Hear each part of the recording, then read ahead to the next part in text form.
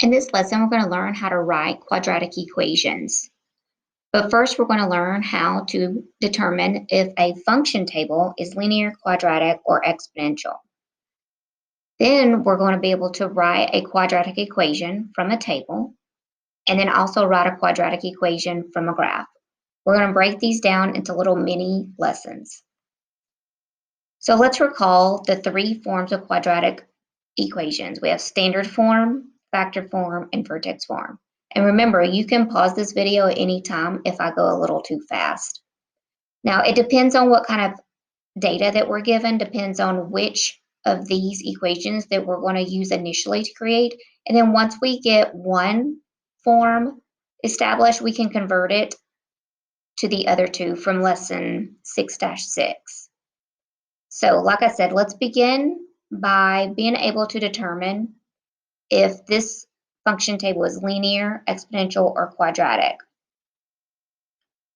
So again, if you need to pause and write these tables down, then do so now. So let's recall that a linear function means that it is changing at a constant rate. It's either going up by the same difference or it's going down. So first of all, always make sure your x values are in order and there's no gap. So we're going from -4, -3, -2, and so forth. So now we can just focus on the output. And this is the test to determine if your function is linear, quadratic, or exponential.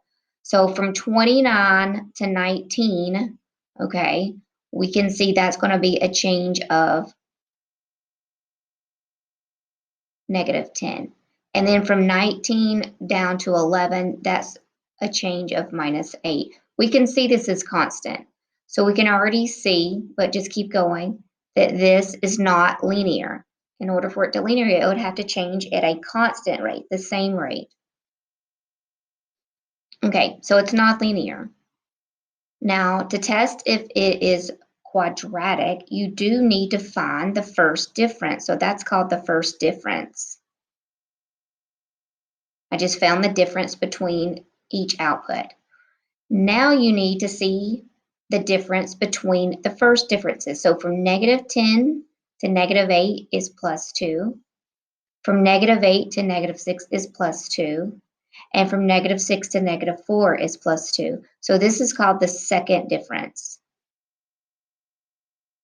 And if a function table has a second difference that's the same, then you know that that is quadratic.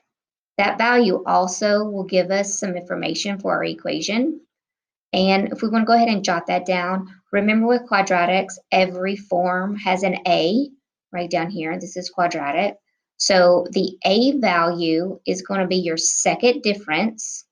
So I'm just going to call it 2D, the second difference divided by 2, and that will be the A value. So for us, our second difference was 2, and we divide it by 2. So my A value is going to be a 1 here. That's super important. Okay, so quadratic function tables have a constant second difference. Okay, now let's look at our second function table. Okay, so this belongs here. Again, our inputs are in sequential order, no gaps in between. Now we can focus on the output. So from 32 to 16 is going down -16, and this is going down -8, -4, -2. And we can see there's a pattern, but we know it's not linear.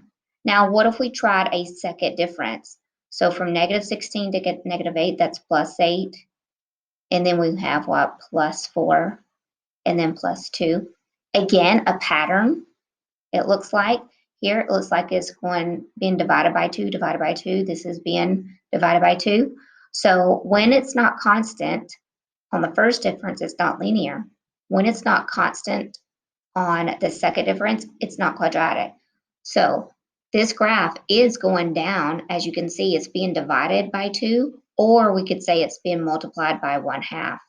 So from 32 to 16, I divided by 2. I divided by 2. Or again, you can say multiplied by 1/2. That would be the B value. So this is going to be exponential, an exponential function. So this third one apparently probably going to be linear. So you're always going to find to see, again, our x values are in sequential order. They're all increasing. And so as our x values are increasing, let's see what's happening to the output values. So from negative 24 to negative 21, that's 1 up by 3.